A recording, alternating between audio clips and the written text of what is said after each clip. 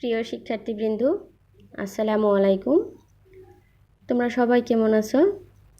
আশা করি আল্লাহর রহমতে সবাই ভালো আছো এবং সুস্থ আছো। আমি আজকে তোমাদের বাংলা দ্বিতীয় পত্র ক্লাস করব। তোমাদের সাথে আমার লাস্ট ক্লাস হয়েছিল মনে হয় পদ প্রকরণের উপরে। সেখানে আমরা শিখেছিলাম পদ কি, পদ কত প্রকার ইত্যাদি।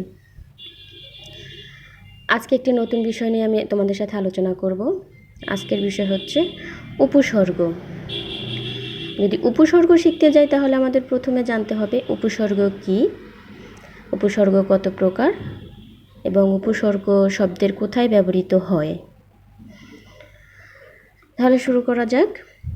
দেখো, আমি একটি শব্দ লিখেছি এখানে, হার। হার শব্দের অর্থ হচ্ছে গহনা এবং হার শব্দের আরেকটি অর্থ হচ্ছে হেরে যাওয়া। গহনা বলতে, হার বলতে যে মেয়েরা গলায় স্বর্ণের হার পরে সে হারকে বোঝাচ্ছে, আবার হার বলতে বোঝায় হেরে যাওয়া। এখন দেখো, এই হারের পূর্বে হার শব্দটির পূর্বে আমি প্রযুক্ত করলাম। প্রযুক্ত করলে শব্দটি কি হলো? প্রহার। প্রহার অর্থ হচ্ছে মারা। আবার দেখো, হার শব্দটির পূর্বে আমি আযুক্ত করলাম। আযুক্ত করাতে কি হলো? আহার। আহার মানে হচ্ছে খাওয়া। আবার দেখো, হারের পূর্বে আমি বিযুক্ত করলাম। কি হলো? বিহার। বিহার অর্থ হচ্ছে ভ্রমণ। তাহলে দেখো, যে একটা শব্দ হার, সেই শব্দগুলোর পূর্বে আমি কতগুলো শব্দাংশ যুক্ত করলাম, তখন কি হলো? শব্দের অর্থ বদলে গেল বা শব্দের অর্থের পরিবর্তন হলো। এগুলো কি? এই যে আমি যে শব্দাংশগুলো যুক্ত করলাম, প্রযুক্ত করলাম, আযুক্ত করলাম, বিযুক্ত করলাম, এগুলো আসলে কি? যে প্রযুক্ত করলাম, তারপরে যুক্ত করলাম তারপরে যুক্ত করলাম বি। এগুলো কি? এগুলোই হচ্ছে উপসর্গ। এগুলো হচ্ছে উপসর্গ। উপসর্গ হচ্ছে শব্দাংশ। কতগুলো শব্দাংশ আছে বাংলা ভাষায়, সেগুলো কোনো শব্দের পূর্বে বসে, অন্য কোনো শব্দের পূর্বে বসে অর্থের সম্প্রসারণ করে, কখনো অর্থের সংকোচন করে, আবার কখনো অর্থের পরিবর্তন ঘটায়। এগুলোই হচ্ছে উপসর্গ। তাহলে আমরা কি শিখলাম? উপসর্গ কি? উপসর্গ হচ্ছে এমন কতগুলো শব্দাংশ যেগুলো অন্য শব্দের পূর্বে বসে শব্দের নতুন নতুন অর্থের সৃষ্টি করে, অর্থের সম্প্রসারণ ঘটায়, অর্থের সংকোচন ঘটায় এবং অর্থের পরিবর্তন ঘটায়। এগুলো হচ্ছে উপসর্গ। যদি আরও ভালোভাবে বলতে যাই তাহলে হচ্ছে উপসর্গ কি? উপসর্গ হচ্ছে বাংলা ভাষায় এমন কতগুলো অব্যয়সূচক শব্দাংশ যা স্বাধীন পদ হিসেবে বাক্যে ব্যবহৃত হতে পারে না, এগুলো অন্য শব্দের আগে বসে। এর প্রভাবে শব্দটির কয়েক ধরনের পরিবর্তন সাধিত হয়। যেমন, নতুন অর্থবোধক শব্দ তৈরি হয়, শব্দের অর্থের পূর্ণতা সাধিত হয়, শব্দের অর্থের সম্প্রসারণ ঘটে, শব্দের অর্থের সংকোচন ঘটে এবং শব্দের অর্থের পরিবর্তন ঘটে। ভাষায় ব্যবহৃত এসব অব্যয়সূচক শব্দাংশেরই নাম উপসর্গ। তাহলে নিশ্চয়ই তোমরা বুঝতে পেরেছো উপসর্গ কি। সহজ করে যদি বলতে যাই তাহলে উপসর্গ হচ্ছে এমন কতগুলো অব্যয়সূচক শব্দাংশ যেগুলো অন্য শব্দের পূর্বে বসে শব্দের অর্থের সম্প্রসারণ, সংকোচন এবং পরিবর্তন ঘটায়। সেগুলো হচ্ছে উপসর্গ। এই উপসর্গগুলোর নিজস্ব কোনো অর্থ নেই।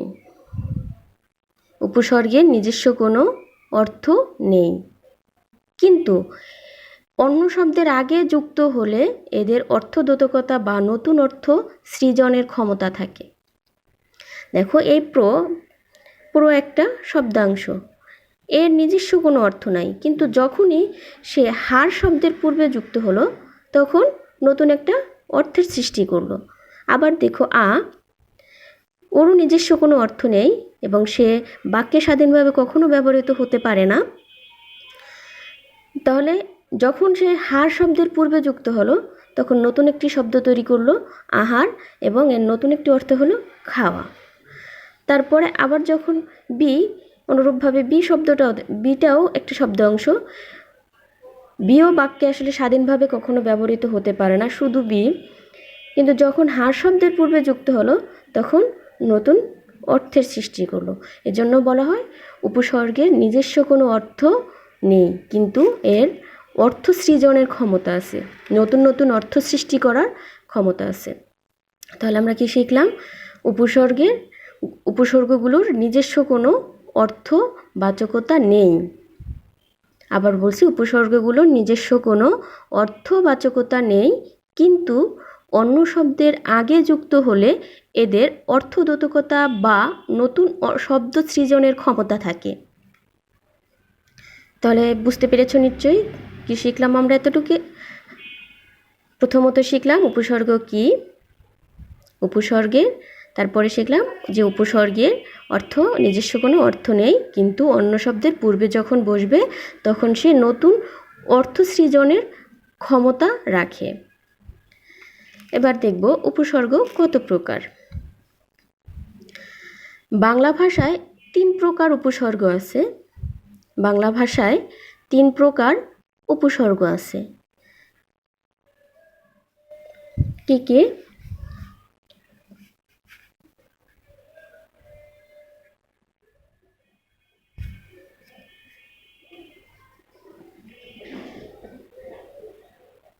বাংলা ভাষায় 3 প্রকার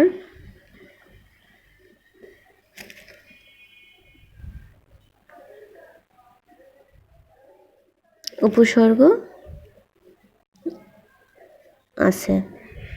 সেগুলো কি কি? যদি প্রথমে লিখি কি, বাংলা উপসর্গ,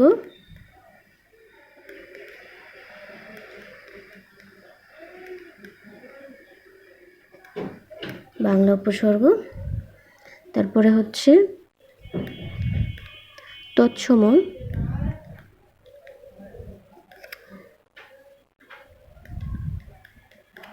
তৎসম উপসর্গ, তারপরে হচ্ছে তৎসম অথবা সংস্কৃত।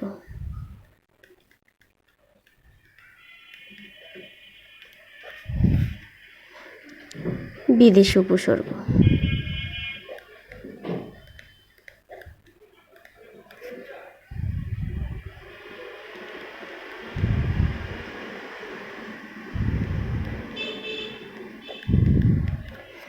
তাহলে আমরা দেখলাম বাংলা ভাষায় উপসর্গ 3 প্রকার, বাংলা উপসর্গ, তৎসম উপসর্গ এবং বিদেশি উপসর্গ। এবার জানব বাংলা উপসর্গ কি।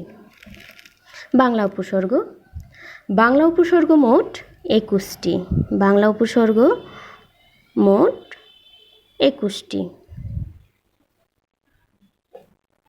বাংলা উপসর্গ 21টি। বাংলা উপসর্গ 21টি। এগুলো একটু মুখস্থ করতে হবে, এগুলো বইয়ে সুন্দর করে দেয়া আছে। দেখো আমি তোমাদের বইতে দেখিয়ে দিচ্ছি। বাংলা উপসর্গ 21টি। সেগুলো হচ্ছে অ, অঘা, অজ, অনা, আ, আর, আন, আব, ইতি, উন বা উনা, কদ, কু, নি, পাতি, বি, ভর, রাম, স, সা, সু, হা। এগুলো হচ্ছে বাংলা উপসর্গ। এই উপসর্গগুলো সাধারণত বাংলা শব্দের পূর্বেই যুক্ত হবে। এই উপসর্গগুলো, বাংলা উপসর্গগুলো সাধারণত বাংলা শব্দের পূর্বে যুক্ত হবে। তাহলে এগুলো যদি তুমি মুখস্থ রাখো, যখন তোমরা এগুলো মুখস্থ করবে তখনই তোমরা নির্ণয় করতে পারবে কোনটা বাংলা উপসর্গ। যখন দেখবে এই উপসর্গগুলোর যে কোনো একটি কোনো শব্দের পূর্বে আছে তখন সেটা বুঝতে হবে এটা বাংলা উপসর্গ। এটা কষ্ট করে, যদিও মুখস্থ করতে একটু কষ্ট হবে, প্রথম দিকে একটু কষ্ট হবে, কিন্তু 2-3 বার যদি মনোযোগ সহকারে পড়ো তাহলে ঠিক হয়ে যাবে। এগুলো কষ্ট করে একটু মুখস্থ রাখতে হবে, কারণ মুখস্থ না রাখলে তুমি এটা পারবে না, তখন তোমার গরমিল হয়ে যাবে। যখন পরীক্ষার প্রশ্ন দেখবে তখন তুমি দ্বিধায় পড়ে যাবে যে কোনটা বাংলা উপসর্গ, কোনটা সংস্কৃত উপসর্গ, কোনটা বিদেশি উপসর্গ। কিন্তু যখন তুমি বাংলা উপসর্গ এবং তৎসম উপসর্গটা মুখস্থ রাখবে তখন তোমার সহজ হয়ে যাবে নির্ণয় করাটা যে কোনটা কি উপসর্গ। এগুলোই আসলে সাধারণত পরীক্ষাতে বেশি আসে, যেটা একটি শব্দ দেয়া থাকে, যেমন বলল উপহার, উপহার কোন উপসর্গ, উপহার শব্দটি কোন উপসর্গ, এরকম একটা প্রশ্ন থাকলো। তখন তুমি যদি জানো যে কোন উপসর্গ, বাংলা, সংস্কৃত নাকি বিদেশি, তাহলে তুমি সহজেই উত্তর করতে পারবে যে কোন উপসর্গ। ঠিক আছে, গেল বাংলা উপসর্গ। তারপরে হচ্ছে আর বাংলা উপসর্গটা, এটা মাথায় রাখতে হবে, বাংলা উপসর্গটা সাধারণত আমাদের বাংলা যে শব্দগুলো আছে, খাঁটি বাংলা যে শব্দ, সেই শব্দের পূর্বে বসবে। বাংলা উপসর্গ খাঁটি বাংলা শব্দের পূর্বে বসবে। তারপরে হচ্ছে সংস্কৃত উপসর্গ। সংস্কৃত উপসর্গ, তৎসম বা সংস্কৃত উপসর্গ। তৎসম বা সংস্কৃত উপসর্গ হচ্ছে বৃষ্টি। দেখো, এই প্রশ্নটা প্রায় সময় আসে যখন একটা দ্বিধা পড়ে যায় যে বাংলা কখন আসে, বাংলা উপসর্গ কতটি, তখন প্রথম অপশন দেয়া থাকে বৃষ্টি। আবার তৎসম উপসর্গ কতটি, অপশনটা দেওয়া থাকে 21টি, প্রথম অপশনটা। এটা দেখে যদি ভালোভাবে না জানা থাকে তখন বুঝতে সমস্যা হয়ে যায়। এটা অবশ্যই ভালো করে মাথায় রাখতে হবে যে বাংলা উপসর্গ 21টি, তৎসম উপসর্গ বা সংস্কৃত উপসর্গ হচ্ছে 20টি।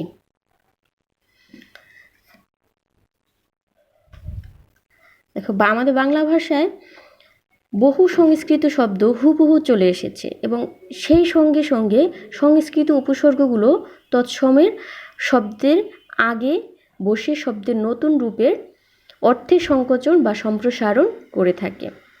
এটা তো আমরা সবাই জানি যে আমাদের বাংলা ভাষায় বিভিন্ন সংস্কৃত শব্দ চলে এসেছে এবং সেই শব্দের সাথে সাথে তৎসম যে উপসর্গগুলো আছে, সেই শব্দের যে উপসর্গগুলো আছে, সেই উপসর্গগুলো চলে এসেছে এবং এই উপসর্গগুলো তৎসম শব্দের পূর্বে বসে শব্দের নতুন রূপের অর্থের সংকোচন বা সম্প্রসারণ করে থাকে। যদি বইয়ের ভাষায় বলি তাহলে দেখো বইয়ে কি লেখা আছে, বাংলা ভাষায় বহু সংস্কৃত শব্দ হুবহু এসে গেছে, সেই সঙ্গে সংস্কৃত উপসর্গ তৎসম শব্দের আগে বসে শব্দের নতুন রূপে অর্থের সংকোচন সম্প্রসারণ করে থাকে। আর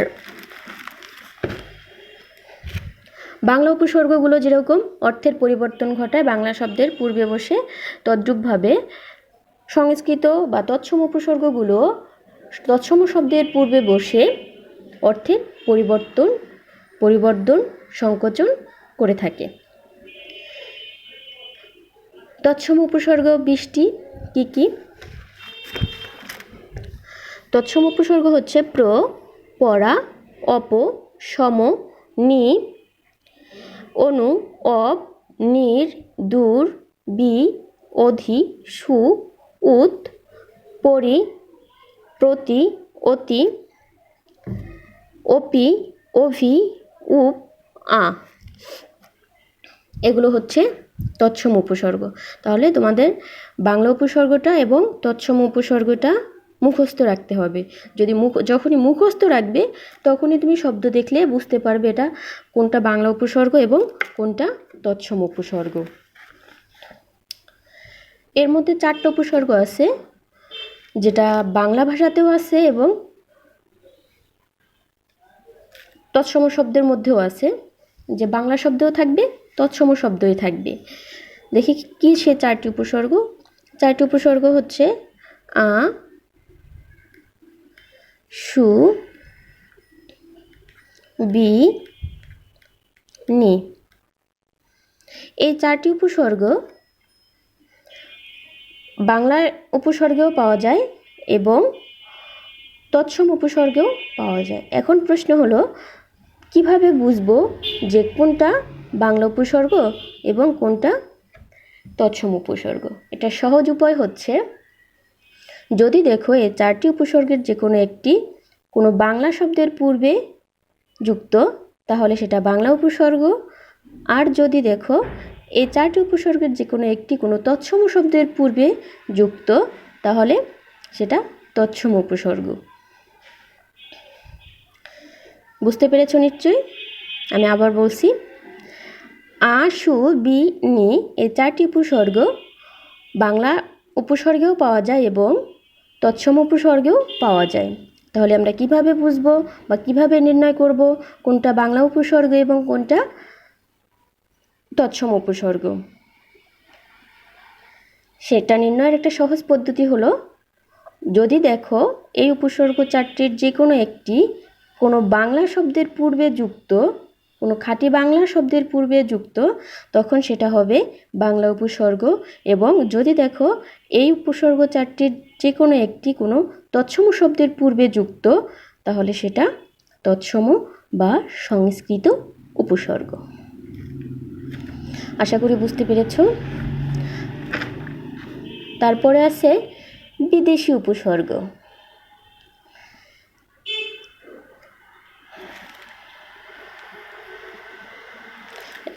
বিদেশি উপসর্গে কি লিখেছে? বিদেশি উপসর্গ আরবি, ফার্সি, ইংরেজি, হিন্দি এসব ভাষার বহু শব্দ দীর্ঘকাল ধরে বাংলা ভাষায় প্রচলিত রয়েছে। এর কতগুলো খাঁটি উচ্চারণে আবার কতগুলো বিকৃত উচ্চারণে বাংলায় ব্যবহৃত হয়। দেখো আমাদের ভাষায়, বাংলা ভাষায় বিভিন্ন বিদেশি শব্দ এসেছে, সেগুলোর কিছু আছে যেগুলো খায়ের যে মূল উচ্চারণ সেটাই সেভাবেই উচ্চারিত হয়, আবার কিছু আছে যেগুলোর উচ্চারণের বিকৃত হয়ে গিয়েছে এবং বিকৃত রূপটা আমরা উচ্চারণ করে থাকি। এর সঙ্গে কতগুলো বিদেশি উপসর্গ বাংলায় চালু রয়েছে। এই শব্দগুলোর সাথে সাথে কিছু বিদেশি উপসর্গও বাংলা ভাষায় চালু রয়েছে। দীর্ঘকাল ব্যবহারে এগুলো বাংলা ভাষায় বেমালুম মিশে গিয়েছে। বেমালুম শব্দটিতে মালুম আরবি শব্দ আর বে ফার্সি উপসর্গ। এরূপ বেহায়া, বেনজির, বেশরম, বেকার ইত্যাদি। নিচে কয়েকটি বিদেশি উপসর্গের উদাহরণ দেওয়া হলো। দেখো নিচে কয়েকটি বিদেশি উপসর্গের উদাহরণ দিয়েছে। আচ্ছা, ফার্সি উপসর্গ, এখানে ফার্সি উপসর্গ আছে 10টি। তারপরে আছে আরবি উপসর্গ, আরবি উপসর্গ হচ্ছে 4টি। ফার্সি উপসর্গগুলো কি কি? কার, দর, না, নিম, ফি, বদ, বে, বর, ব, কম। এগুলো যদি কোনো শব্দের পূর্বে যুক্ত থাকে তখন সেটা বুঝতে হবে এটা কোনো ফার্সি শব্দ এবং এটা ফার্সি উপসর্গ। সাধারণত ফার্সি শব্দগুলোর পূর্বেই এই উপসর্গগুলো যুক্ত হবে। তখন দেখো যদি তোমার মাথায় থাকে যে এগুলো কি উপসর্গ, এগুলো হচ্ছে ফার্সি উপসর্গ, এটা যখন মাথায় থাকবে তখন তুমি ওই শব্দটাও সহজে নির্ণয় করতে পারবে এটা কোন ধরনের শব্দ। তোমাদের শব্দের চ্যাপ্টারে শব্দটা মনে হয় পড়ানো হয়েছিল, সেখানে আমরা দেখেছি বিভিন্ন ধরনের শব্দ আছে আমাদের বাংলা ভাষায়। তাহলে সেই শব্দ নির্ণয় করতে বলে কখনো কখনো পরীক্ষায়। যখন তোমার এটা মুখস্থ থাকবে তখন তুমি এগুলো দেখেই বুঝতে পারবে যে এটা কী শব্দ, ফার্সি শব্দ, এবং ফার্সি শব্দের পূর্বে ফার্সি উপসর্গ যুক্ত হয়। তারপরে আছে আরবি উপসর্গ, আরবি উপসর্গ হচ্ছে 4টি, আম, খাস, লা, গর। তারপরে আছে ইংরেজি উপসর্গ, ইংরেজি উপসর্গ আছে এখানে 4টি, ফুল, হাফ, হেড, সাব ইত্যাদি।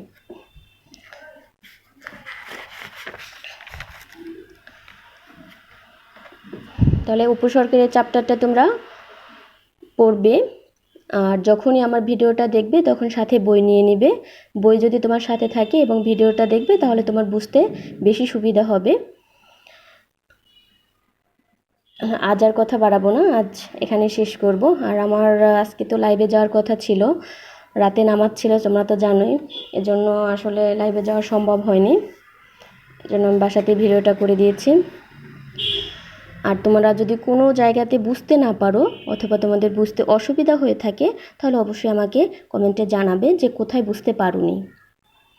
এরপরে হচ্ছে তোমরা আজকে তো উপসর্গের ক্লাস করলাম, এরপরে তোমরা আমাকে জানাবে কার কোন অধ্যায়ে সমস্যা, বাংলা দ্বিতীয় পত্র এবং বাংলা প্রথম পত্রে গদ্যে পদ্যে কার কোনটা বুঝতে অসুবিধা সেটা আমাকে জানাবে। আমি পর্যায়ক্রমে সেই ক্লাসগুলো নেওয়ার চেষ্টা করব।